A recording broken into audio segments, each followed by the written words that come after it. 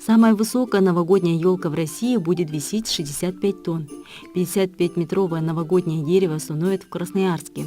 А во Франции перевернутая елка длиной 25 метров украшает французский универмаг. В Австралии рождественская елка была построена из более чем 500 000 деталей лего.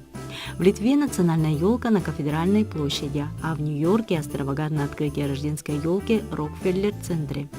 В Центральной Америке, в республике Гондурас, по необычности елка вошла в книгу рекордов Гиннесса. В ее возведении участвовали почти 3000 человек. В Тайване светодиодная елка.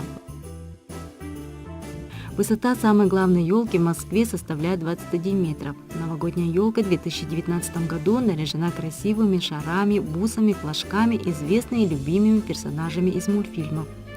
Главная елка Якутии на площади Ленина теплого золотистого цвета.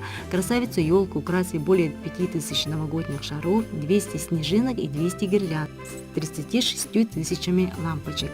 На площади Орджоникидзе главная городская новогодняя елка, 23-метровая лесная красавица с новой иллюминацией и новыми украшениями в традиционном якутском стиле. Необычную елку поставили в Усалданском улусе, а именно соорудили елку-ураган. Можно войти вовнутрь елки-урасы и сделать фото на память.